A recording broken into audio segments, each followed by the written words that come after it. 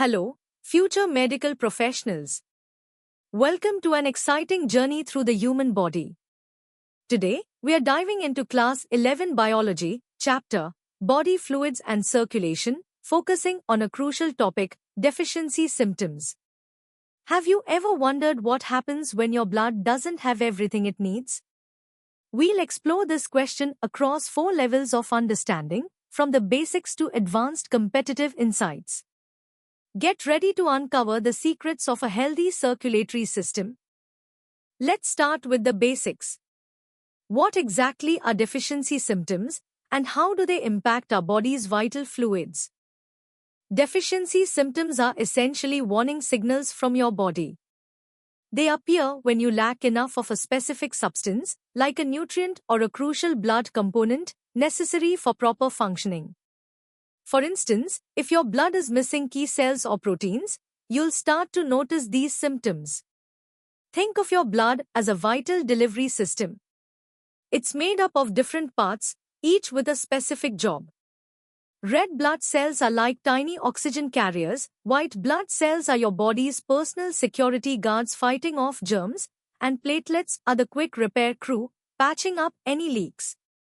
When any of these components are in short supply, your body struggles, and that's when deficiency symptoms emerge, telling you something isn't right.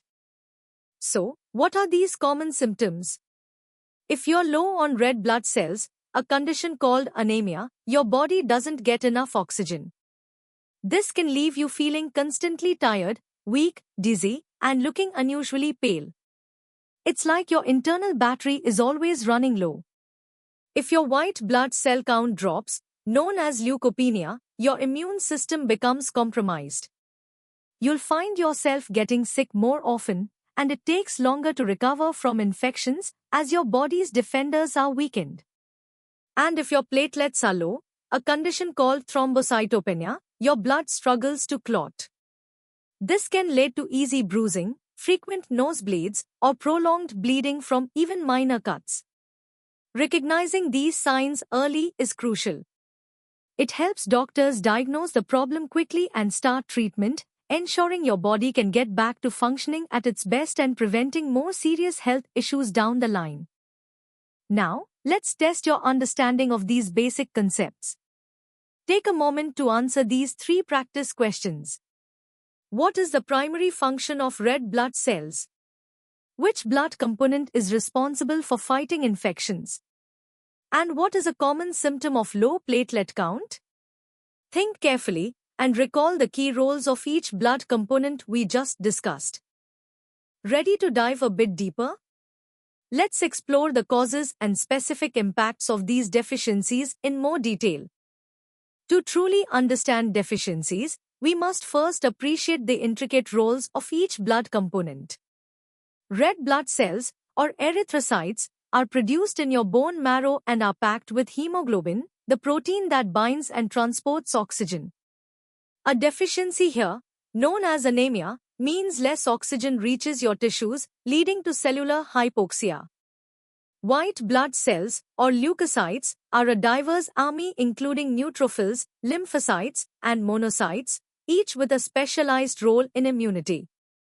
A low count, leukopenia, severely compromises your body's ability to fight off pathogens. Lastly, platelets, or thrombocytes, are vital for hemostasis, the process of blood clotting. A deficiency, thrombocytopenia, impairs clot formation, significantly increasing your risk of bleeding. Understanding these fundamental functions is key to grasping the consequences of their absence. Let's take a closer look at anemia. It's defined by a reduced number of red blood cells or a low hemoglobin concentration. Common causes include iron deficiency, the most prevalent form, and vitamin B12 or folate deficiencies, leading to pernicious anemia. Chronic diseases, genetic disorders like thalassemia, and bone marrow suppression can also be culprits. The symptoms are quite telling: persistent fatigue, a noticeable paleness of the skin, shortness of breath even with minimal exertion, dizziness, and cold extremities. In severe cases, it can even lead to chest pain and irregular heartbeats. Moving to leukopenia, a decrease in total white blood cells, neutropenia, a low neutrophil count, is particularly significant as neutrophils are your first line of defense against bacterial infections. Causes range from viral infections like flu or HIV to treatments like chemotherapy or radiation, and even autoimmune diseases. Symptoms usually manifest as increased susceptibility to infections, recurrent fevers, and mouth sores. Next, we examine thrombocytopenia, characterized by an abnormally low platelet count.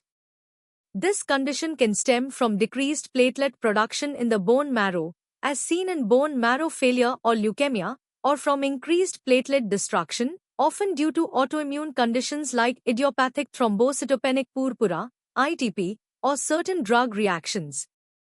Platelets can also be sequestered in an enlarged spleen, effectively removing them from circulation. The clinical signs of thrombocytopenia are distinct, easy bruising, appearing as purpura, tiny red spots called petechiae on the skin, prolonged bleeding from minor cuts, frequent nosebleeds, and gum bleeding. In severe instances, internal bleeding can occur, posing a serious threat. Finally, it's important to recognize the general factors contributing to these deficiencies. They can be nutritional, due to a lack of essential vitamins like B12 and folate, or minerals like iron. Genetic predispositions also play a role, with inherited disorders affecting blood cell production. Lastly, various diseases, including chronic illnesses, autoimmune conditions, cancers, and infections, can directly or indirectly lead to these vital blood component deficiencies. Alright, you've absorbed quite a bit of information on specific deficiencies. Now, let's see how well you can apply this knowledge. Here are 5 practice questions to test your understanding. What is the most common cause of anemia worldwide? Which type of white blood cell is primarily affected in neutropenia?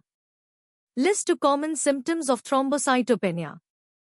Name a vitamin deficiency that can lead to pernicious anemia.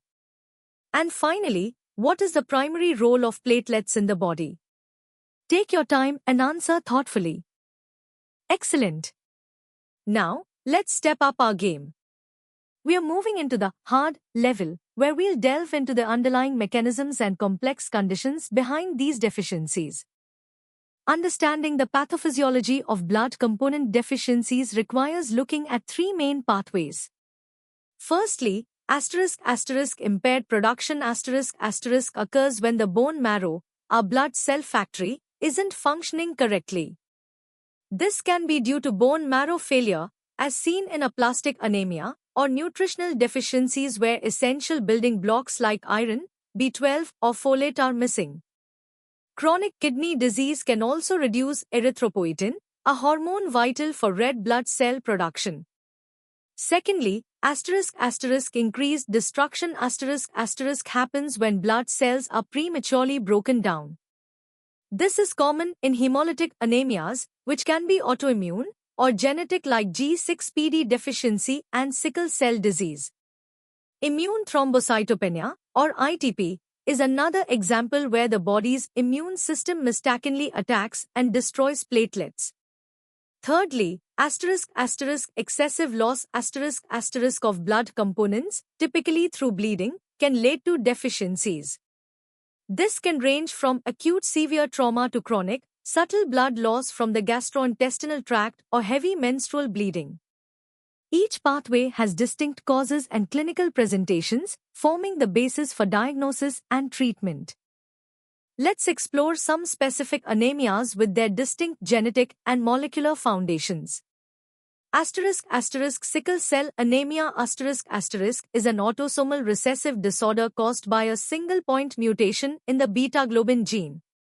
This changes one amino acid, leading to abnormal hemoglobin S, which polymerizes under low oxygen conditions, distorting red blood cells into a characteristic sickle shape. These rigid, sickle cells cause chronic hemolysis and block small blood vessels, leading to painful crisis and organ damage. Thalassemia is another group of inherited disorders, characterized by reduced or absent production of alpha or beta globin chains, crucial components of hemoglobin. This leads to ineffective red blood cell production, chronic hemolytic anemia, and often severe iron overload. Then there's pernicious anemia an autoimmune disorder where the body attacks its own stomach cells, impairing the production of intrinsic factor. Intrinsic factor is essential for absorbing vitamin B12, a vitamin critical for DNA synthesis and red blood cell maturation. Without B12, red blood cells become large and immature, leading to a specific type of anemia. These examples highlight how intricate molecular defects can manifest as significant clinical conditions. Moving to immune system compromise, neutropenia or agranulocytosis represents a severe reduction in neutrophils, the frontline defenders against bacterial and fungal infections. This dramatically increases susceptibility to life-threatening infections and can be caused by chemotherapy, certain medications, or severe infections. Lymphopenia a low lymphocyte count impacts adaptive immunity, making individuals vulnerable to opportunistic infections, as seen in HIV, AIDS, or after immunosuppressive therapies. It's not just about cell numbers. Functional deficiencies are also critical. In conditions like chronic granulomatous disease, even with normal counts, phagocytes cannot effectively kill ingested bacteria, leading to recurrent, severe infections. In coagulation disorders, hemophilia A and B are X-linked recessive disorders due to deficiencies in clotting factor 8 or 9, respectively. This leads to spontaneous bleeding, particularly into joints and muscles, and prolonged bleeding after injury. Von Willebrand disease the most common inherited bleeding disorder, involves a deficiency or dysfunction of von Willebrand factor, which is vital for platelet adhesion and stabilizing factor 8. Lastly, disseminated intravascular coagulation, DIC, is a complex acquired disorder where widespread activation of the clotting system leads to both excessive clotting and severe bleeding due to the consumption of clotting factors. Diagnostic approaches are crucial and include a complete blood count, CBC, for initial screening, peripheral blood smears, for morphological analysis, and bone marrow biopsies for production issues. Specific tests like serum ferritin, B12 folate levels, and clotting factor assays confirm specific diagnoses. You've tackled some complex concepts. Now, let's challenge your analytical skills with these 7 practice questions. What is the genetic basis of sickle cell anemia? Explain the primary physiological consequence of thalassemia. Which blood component deficiency is most associated with spontaneous bleeding into joints?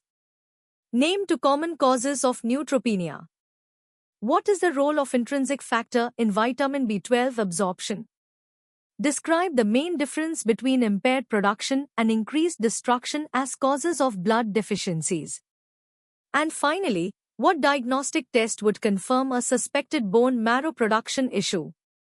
Good luck! Alright, future medical experts. Prepare to conquer the ultimate challenge. We are entering the hardest level, where we'll explore competitive depth, advanced insights, and the cutting edge of biological understanding.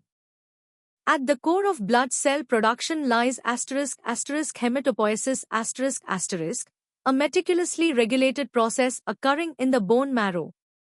Hematopoietic stem cells, or HSCs, are the master cells that differentiate into all blood cell types. This intricate process is controlled by a symphony of growth factors, known as cytokines, and the supportive microenvironment of the bone marrow niche. For instance, erythropoiesis the production of red blood cells is primarily governed by erythropoietin, or EPO, a hormone secreted by the kidneys in response to low oxygen levels. A deficiency in EPO, often seen in chronic kidney disease, directly leads to a specific type of anemia. Similarly, leukopoiesis the formation of white blood cells is regulated by factors like GCSF and GM-CSF. Disruptions here can result in conditions like neutropenia or more complex myelodysplastic syndromes. And for platelets, thrombopoiesis is orchestrated by thrombopoietin, or TPO, mainly produced by the liver.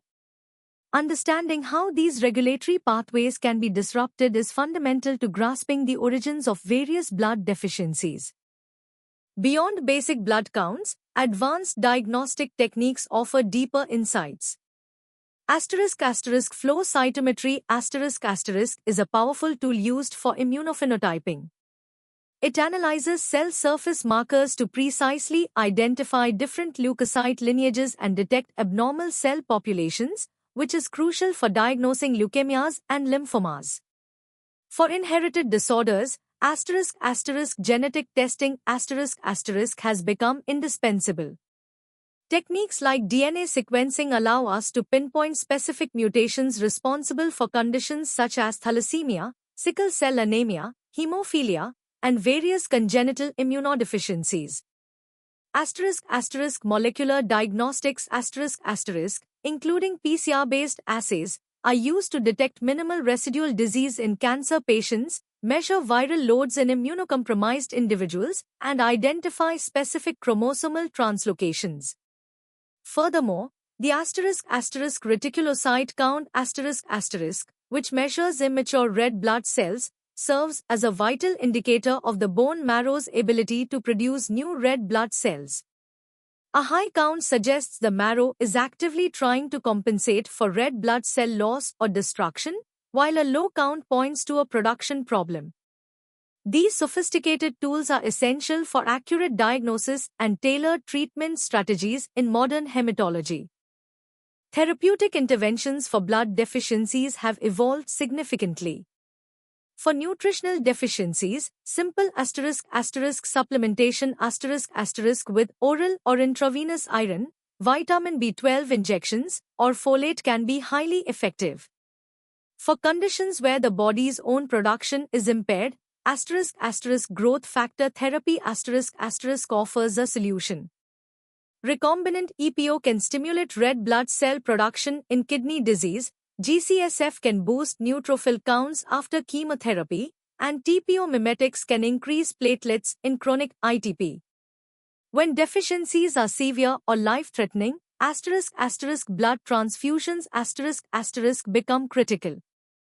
Packed red blood cells restore oxygen-carrying capacity, platelet transfusions control bleeding, and fresh frozen plasma provides clotting factors. For genetic disorders or bone marrow failures, bone marrow transplantation or HSCT can be curative, replacing faulty stem cells with healthy ones.